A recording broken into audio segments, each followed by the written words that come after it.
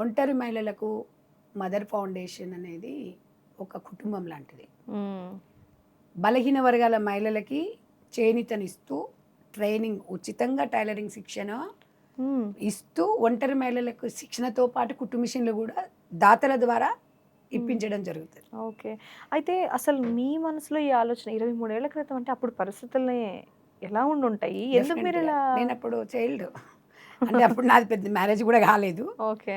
So నేను intermediate చదివేటప్పుడే నాకు ఒక ఆలోచన, హ్మ్.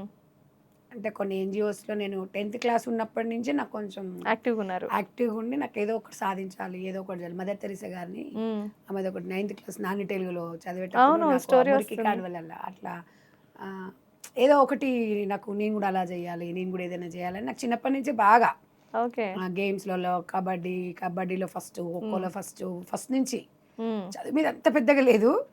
ఈ సోషల్ యాక్టివిటీస్. యాక్టివిటీస్ మీద సో ఏదో చేయాలి, సమాజానికి ఏదో చేయాలి. కానీ ఆ! చదువుకుంటే సమాజానికి చేయొచ్చు అనేది నాకు అప్పుడు అర్థం కాల. ఓకే. సరే ఏదో ఒకటి ఆ! ముందుకెళ్ళాలి అనేది ఒక నాలో కమిట్మెంట్.